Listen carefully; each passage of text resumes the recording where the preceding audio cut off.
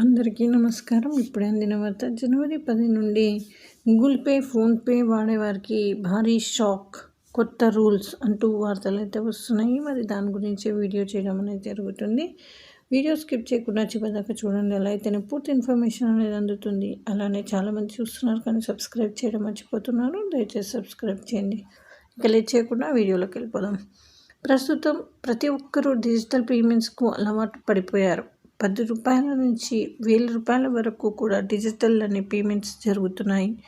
అయితే 2025లో యూపీఐ లావాదేవీలకు సంబంధించి రిజర్వ్ బ్యాంక్ ఆఫ్ ఇండియా ఒక ముఖ్యమైన నోటిఫికేషన్ విడుదలైతే చేసింది. గూగుల్ పే, ఫోన్పే వినియోగదారులంతా ఈ విషయాన్ని తెలుసుకోవాల్సిందే. ఆర్బీఐ ద్రవ్య విధానం 2025 జనవరి నుంచి అమల్లోకి రానుంది. యూపీఐ లావాదేవీ పరిమితుల్లో కొన్ని మార్పులు రాబోతున్నాయి. జనవరి 1వ తేదీ నుంచి యూపీఐ 123 చెల్లింపులు లావాదేవీల్లో పరిమితిని పెంచారు. అయితే గతంలో యూపీఐ చెల్లింపు పరిమితి కేవలం 5,000 రూపాయలు ఉండగా దానిని 10,000 రూపాయలకు పెంచారు.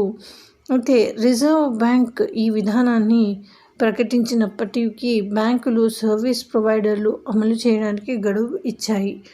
అయితే ఈ వ్యవధి డిసెంబర్ 31తో ముగుస్తుంది. దాంతో జనవరి 1వ తేదీ నుంచి కొత్త నిబంధనలు అమల్లోకి రానున్నాయి. అదేవిధంగా జనవరి 1వ తేదీ నుంచి యూపీఐ లావాదేవీలు అన్ని పరిమితులు మాత్రమే కాకుండా కొన్ని కొత్త నిబంధనలు కూడా అమల్లో రానున్నాయి. యూపీఐ 123 పేమెంట్స్కు ఎటువంటి సేవా రుసుము విధించారు. అంతేకాకుండా ఇంటర్నెట్ సర్వీస్ లేకుండా రెమిటెన్స్ సర్వీస్ కూడా ఉంటుంది. అంటే ఫీచర్ ఫోన్ల ద్వారా IVR interactive voice response number ఉపయోగించి డబ్బు లావాదేవీలను చేయవచ్చు. దాంతో మీ ఫోన్కు ఇంటర్నెట్ ఉండాల్సిన అవసరం కూడా లేదు.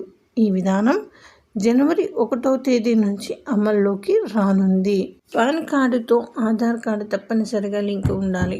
ఒకవేళ లేనట్లయితే కార్డు డిజేబుల్ అవుతుంది. ఒకవేళ పాన్ కార్డ్ డిజేబుల్ అయితే ఆర్థిక లావాదేవీలకు సంబంధించి ఎలాంటి సేవలు నిర్వహించడం సాధ్యం కాదు. ఈ 2 అంశాలను జాగ్రత్తగా గుర్తుపెట్టుకోవాల్సి ఉంటుంది. సో ఇది ఫ్రెండ్స్, ఈ విధంగా వార్తలు అయితే వస్తున్నాయి. మరి thanks for watching. Please like, share and subscribe.